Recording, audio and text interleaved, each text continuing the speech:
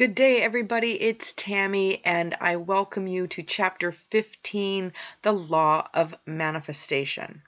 And FYI, you have manifested everything that you have in your life. Now, let me explain. So, when we look at the definition of manifestation, we are looking at an action or fact of showing an abstract idea. So, or a symptom or sign of an ailment, a characteristic manifestation of a disorder or a dis-ease. It's also a version or incarnation of something or someone. It goes to say that purity and innocence and young love in all their gentle manifestations. And another manifestation could be the appearance of a ghost or a spirit. It would be considered a supernatural manifestation.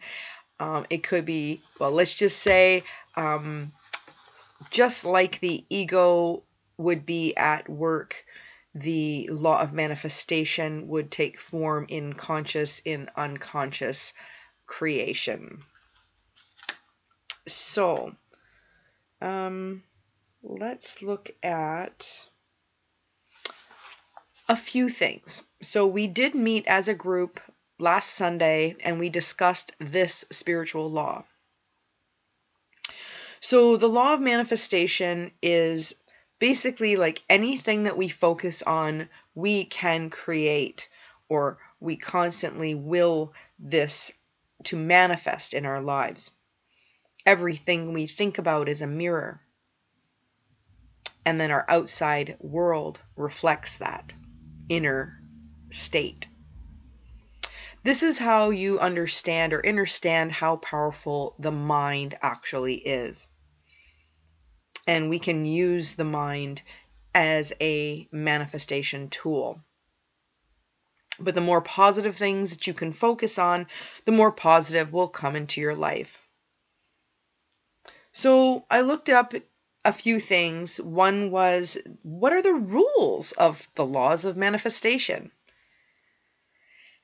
These thoughts are based on beliefs, feelings, actions, and this can help transform thoughts into reality. It's based on focus and action.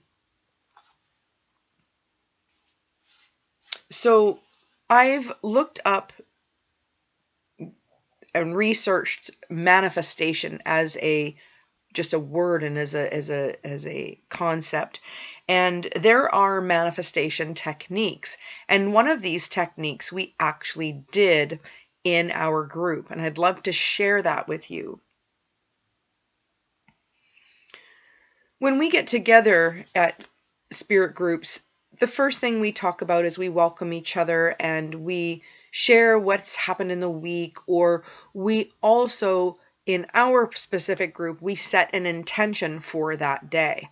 And based on the law of manifestation, this is what a few things that came up. To be open and receptive and understanding. To have community and understand the power of visual suggestion. Another person shared that they love Healing Letters by Myrtle Fillmore, which is one of the co-founders of Unity Canada, or sorry, Unity Worldwide. The Unity Movement, I'll say. And they said, taking a step back and asking myself, what can I create?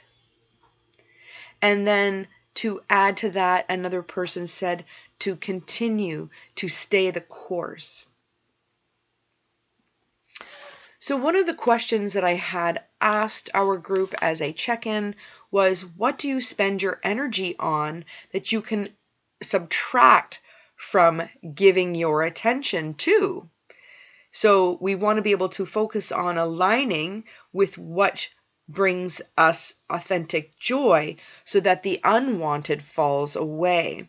So what do you spend your energy on that you can subtract from giving your attention to? So one of the, or I'll just share a few of the ideas that people had in our group. Doing prolific things. I don't need any more proof of a phoenix rising, but not sure what to change, to spend more time imagining, and to go outside and live in a community, in the community. And that reality isn't what we think. We need to go for a walk outside, take the dog, touch some trees, reading and writing, learning versus being. Planning and planning and planning, teaching little children, step back and look at the whole picture. Ask and ye shall receive, self-care. And when I'm ready, we ask, send the teachers, and then these teachers will show up in your life.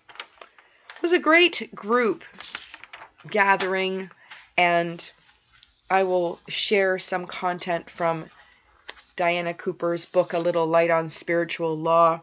First, I want to share the manifestation techniques and the small meditation that we walked through as a group in the meditation, or in the manifestation of things. So the first technique is sensory visualization, in which one of our members visualizes constantly a sustainable community and what that community looks like. And they expand their feelings and their visions on that, keep adding to the picture, the big picture.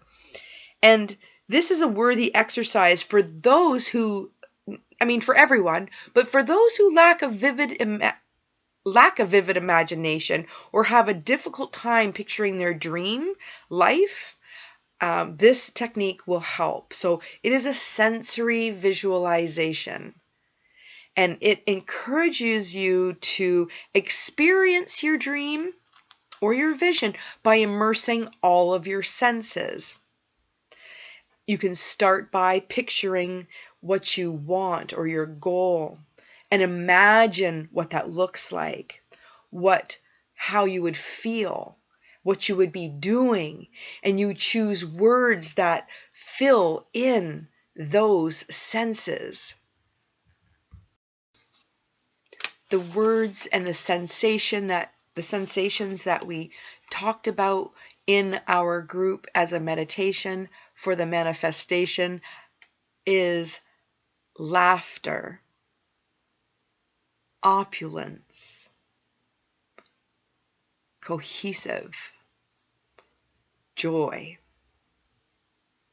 connection, thriving, love, and kindness.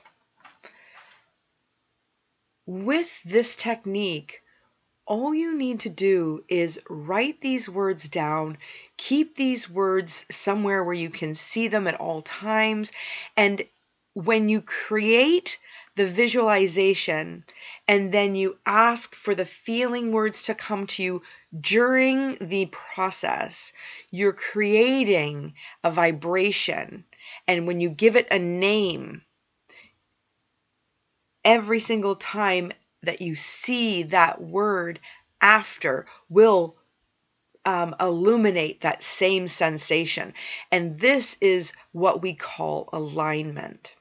And alignment is a catalyst for manifestation, because when we're from a place of lack, we're actually pushing what we really want away.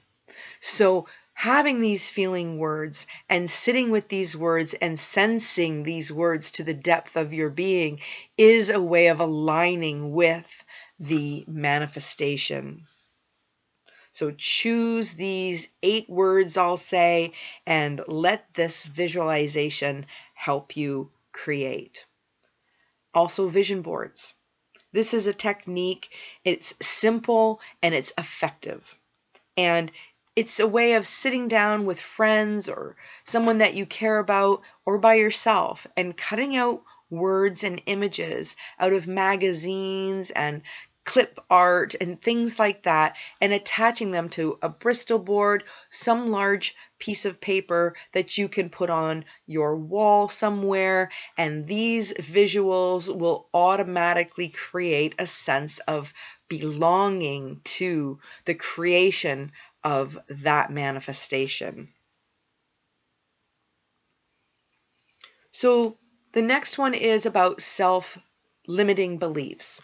Or let's just say we want to start being confident with ourselves and what we feel we are worthy of. So when we think that our opinions and our beliefs of a past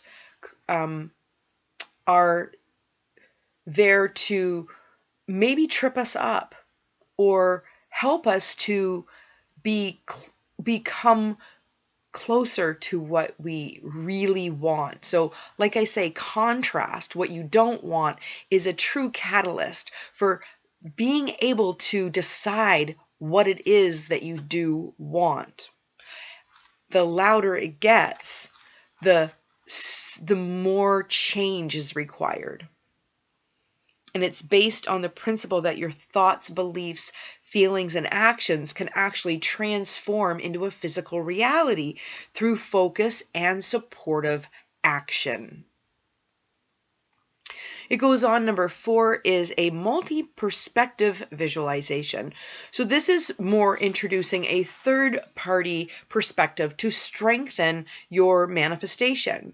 So it's like being able to see yourself from an outsider's point of view, or being able to review yourself. At the end of the day, had the day gone in a certain way, and later on you reflect on how you could have done that differently, or I left a certain part out that you want to fill in the blank. These are vantage points. Because when you visualize your goals, you help review your actions to support this goal achievement and alter your action plan. So when you are really clear about what your action plan is, you can visualize that. And as you go along in your daily life, you make choices still towards those things. It's clear that it's not hocus pocus. You actually have to take steps toward your dreams and desires as well. But personal visualization helps to evoke more emotion, and that emotion is more powerful.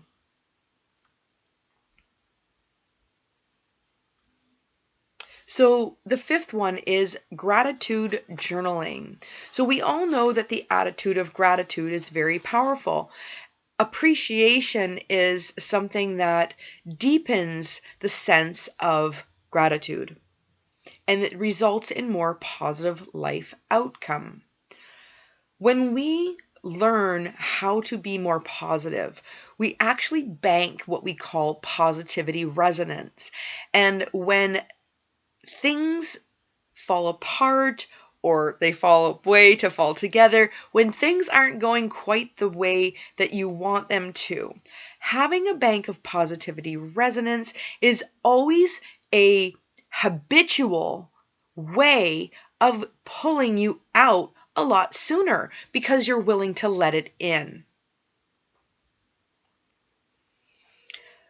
Number 6 is a manifestation affirmation. So affirmations are really good things to write to help solidify what it is that you want. It's very important that you use positive words. And this reinforces reinforces empowering thoughts about your ability to achieve these dreams. So it's also future oriented. So let's, as an example, say that you're at a job, and okay, so this just came up recently. A friend of mine says they're short at work.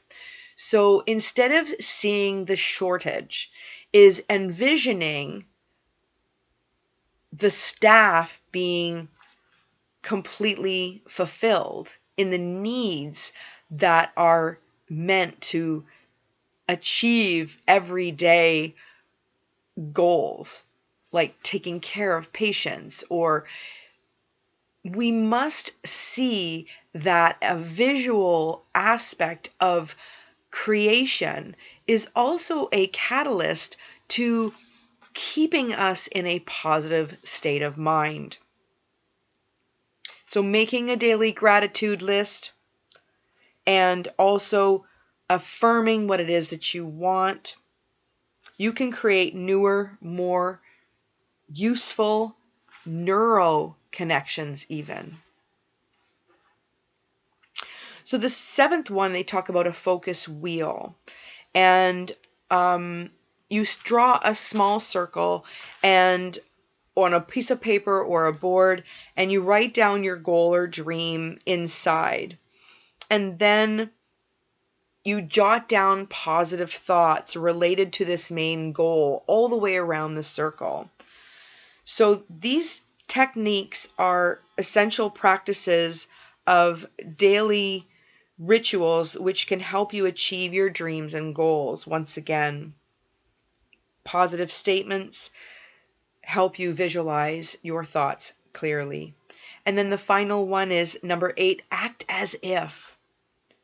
So this is a quick way. The manifestation technique advocates that acting as if you already have achieved what it is that you want instead of waiting for it to become a reality results in permanent behavioral changes, which can then put you on the fast track to really achieve what you're trying to manifest.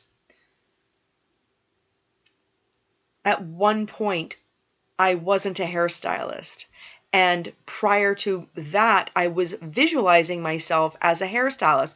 It wasn't something that I had to consciously choose to do. It was just something that came to me very naturally. I just could see my future there.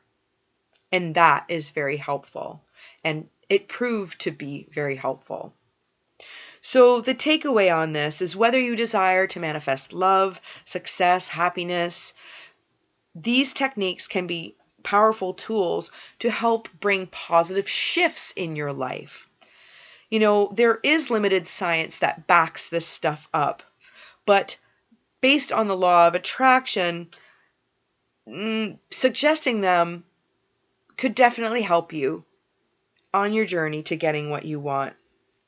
Exploring these manifestation techniques to see what works best for you, and you can practice more than one or all of them at any time, or even modify them, whatever works for you. So some of the questions that I asked in the journaling portion of this chapter or this law of manifestation is the Om sound.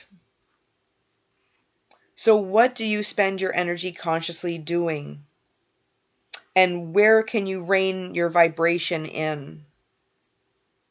A list of people or things that distract you. And then I want you to start crossing them off and giving yourself permission to let them go. Be still, listen, be clear, relax, visualize, faith, align, hold a vision, and take action. Om. So in Diana Cooper's book, you have manifested everything that is in your life, like I said at the very beginning. You might have used the law of attraction, attention, the law of prayer, and any one of the spiritual laws that we have been taking up so far in this segment of studying the spiritual laws. Most of this is done unconsciously, like I said, and not to attach to a belief or a thought or any kind of truth. Spiritual beings who tune into information and guidance from angels and higher beings of light and who master their minds and emotions can manifest intentionally. And I can honestly say, I literally can manifest stuff within 24 hours. It happens all the time. We live in an ocean of divine consciousness flowing with the symbols of our heart's desires. You always want to draw into your life that which you wish to draw into your life is already swimming in the ether of the unmanifest world, and that everything has a frequency of its own, and it's broadcasting on a celestial wavelength. And your task is to tune into the vibrational frequency of the vision you seek. And this will help you access the information you need to draw it into your life. So this gets really exciting. So especially when you start seeing the results, try this one. I always get green lights. Everywhere I go, I always get green lights. I'm always getting green lights. I always get go, go, go. Whenever I pull up to a stop light, it turns green. I always get green lights. I always get the front row parking spots. It just always happens. So your constant thoughts send out information. So it's important to still your mind, to meditate and heal your thoughts. Write. And be certain to know what you want. Clarity is the key to manifestation. The ability to manifest is mighty power, and it's only for the highest good. Listen to your inner guidance, and as soon as you have clarity, picture what you want. You must have faith and hold the vision. Like I said, you can start small. It's about feeling good about what you're manifesting. Focus on the higher qualities and then align with that. Focus on satisfaction or feelings that bring you satisfaction about achieving what it is that you want. Here is also a very important tip is you must detach from any outcome. I jokingly said, tell God your plans and watch him giggle. So we certainly want to come back and take whatever action is necessary to bring these steps towards. So Om is the sound of creation. Sound is a vibration. Om purifies, stills, and manifests. So in closing, you want to cast your line into the celestial ocean. Align your frequency to that of your vision, and it will manifest into your reality. Namaste.